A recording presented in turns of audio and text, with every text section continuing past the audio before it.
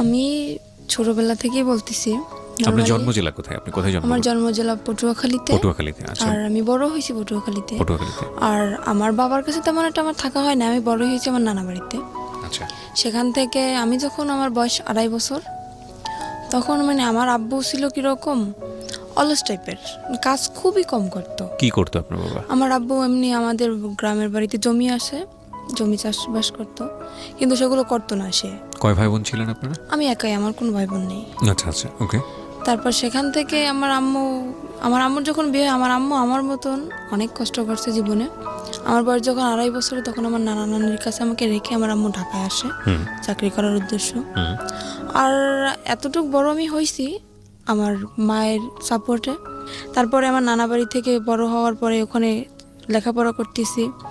যখন আমি ক্লাস 5-এ পরীক্ষা দিছি, তখন আমার আম্মু দেশে চলে আসে। আসার পরে আর আমার আব্বু তো কোনো কাজ করতো না, আমার আম্মুই চাকরি বাকরি করতো, আমার লেখাপড়ার খরচ চালাইতো, সংসারের খরচ চালাইতো। তো এভাবে আর কতদিন, এটা মহিলা মানুষ কতদিন পারে এটা সংসার সামলানোর দায়িত্ব? তো সে সারা জীবনের জন্য নিতে পারে না। তো সেখান থেকে আমার আম্মুর একটা অসুখ হইলো, সেটা হচ্ছে আপনার লিভারের টিউমার হলো। আচ্ছা। হওয়ার পরে ওখান থেকে আমার আম্মুকে ডাক্তার বললো যে আপনার রেস্টের প্রয়োজন, এখন থেকে আর চাকরি করা যাবে না, সম্পূর্ণ রেস্টে থাকা দরকার। ওকে। তখন আমার আম্মু চাকরিটা ক্লোজ করে দিয়ে দেশের বাড়ি চলে গেল। যাওয়ার পরে সেখানে আমার আম্মুর প্রচুর মারতো, আর কাজ তো করতো না, আর আম্মুরে খুব মারতো। এগুলো আপনার নিজের চোখে দেখা ছোটবেলায়? আমার নিজ চোখে দেখা। তখন কি আপনি স্কুলে পড়তেন নাকি? তখন আমি স্কুলে পড়তাম। কোন ক্লাসে? তখন আমি আমার আম্মু যখন বাড়ি যায় তখন আমি ক্লাস 5-এ পড়ি। ক্লাস 5-এ পড়েন? হ্যাঁ। তখন একদিন হয়েছে কি, তখন আমি যখন ক্লাস 5-এ পড়ি, একদিন রাত্রে আমি পড়তে বসছি। বসার পরে আমার আম্মুর সাথে কি নিয়ে একটা যেন ঝগড়া হয়, সেটা আমি জানি না, আমি তো পড়তেছিলাম। তো হঠাৎ করে আম্মুকে একটা চর মারে আমার আব্বু, কানের উপরে চর মারার পরে আমার আম্মুর কান দিয়ে রক্ত বের হয়ে যায়। তখন বৃষ্টি পড়তেছিল, তো আমার আম্মুর কান্না দেখে আমি খুব কান্নাকাটি করতেছিলাম। তখন আমার পাশের বাড়ি থেকে এক আন্টি এসে বলে আমার আব্বুকে যে তুমি কাজ কোনো কিছু করো না, তারপরেও আবার বউ বাচ্চাদের ঘরে বসে মারো, তোমাকে এখন পুলিশে দিয়ে দেবো। একথা বলার পরে আমার আব্বু ভয় পায় যায়। ওখান থেকে আমার আব্বু চলে যায়, আমার দাদা বাড়িতে চলে যায়। যাওয়ার পরে সেখান থেকে প্রায় 2-3 বছর কোনো খোঁজ খবর থাকে না।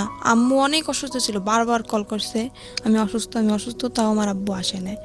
তারপরে 3 বছর কাটে যায়। কাটার পরে আমার আম্মু তাকে ডিভোর্স দিয়ে দেয়। ডিভোর্স দেওয়ার পরে আমার আম্মু এখনো সেরকমই থাকার মানে ইচ্ছা ছিল, কিন্তু থাকতে পারে না শুধু আমার কারণে। ডিভোর্স হয়ে যাওয়ার পরে আমার তো লেখাপড়া কন্টিনিউ চলতেছে। আমি যখন ক্লাস 8-এ পরীক্ষা দেবো, তার 1 মাস আগে ওই যে ছেলে আমার যার সাথে বিয়ে হয়েছে, ওর সাথে আমার আম্মুর সাথে, ওর সাথে দেখা না, কিন্তু ওর যে বোনের জামাই, তার সাথে আমার আম্মুর সাথে দেখা হওয়ার পরে সেখান থেকে আমার আম্মুরে উনি প্রথমত আপা বলে ডাকতো, কিন্তু তখন আমাকে দেখে নাই উনি। না দেখার পরে যখন আমাকে উনি দেখলো, তখন আমার আম্মুকে প্রস্তাব দিল যে এরকম আমার একটা শালা আছে, তা আমি তার জন্য আপনার মেয়েটাকে নিতে চাই। তা আমার আম্মু বলতেছে কি, আমার একটা মেয়ে, অত দূরে আমি বিয়ে দেবো না। আমার বলতেছে যে ছেলেটা যদি সংসারে থাকে তাহলে আমি হয়তো ভাইবে দেখতে পারি। তখন বললো ঠিক আছে, ছেলেটা সংসারেই থাকবে। ওকে। তখন আমার আম্মু তাও রাজি না। তারপর আমার আম্মু আমাকে জানাইলো, আমি বললাম কি দেখো আম্মু, আমার এখনো বয়স একদম কম, আর তুমি এরকম চিন্তা ভাবনা কেন নিতেছো? এখন তো বিয়ে করা সম্ভব না আম্মু, আমি এসএসসি পরীক্ষাটা দেই, তারপরে তোমরা কিছু একটা করো, এত তাড়াতাড়ি কেন এসব বলতেছো? তখন আমার আম্মু মোটামুটি রাজি ছিল না। তারপরে হঠাৎ করে আমার আম্মুর কি হয়ে গেল আমি নিজেও জানি না। তারপরে আমার আব্বুর সাথে কথা হয়। তারপরে মানে আমার ছোটবেলা থেকে ইচ্ছা, আমি তো মাদ্রাসা লাইনে পড়ছি, মানে হাফিজি পড়ার ইচ্ছা ছিল আমার, আর আমার আম্মুরও ছিল। আর আম্মু চেয়েছিল যে আমার যদি একটা ছেলে হইতো আমি হাফিজি পড়াবো, কিন্তু যেহেতু মেয়ে সেটা তো আর সম্ভব না। তারপরেও আমি 8-এ পরীক্ষার পরে আমার আব্বুর সাথে কথা বলেছি, আব্বু আমি হাফিজি মাদ্রাসায় ভর্তি হবো, তো ক্ষেত্রে তুমি যদি একটু হেল্প করো ভালো হয়, আম্মু তো একা পারতেছে না। তারপরে বলতেছি কি, আমার মেয়েকে যদি আমার পড়ানোর দরকার হয়, আমার মেয়ে আমার কাছে আসবে, আমি দূরে বসে আমার মেয়ের পড়ার খরচ আমি দেবো না।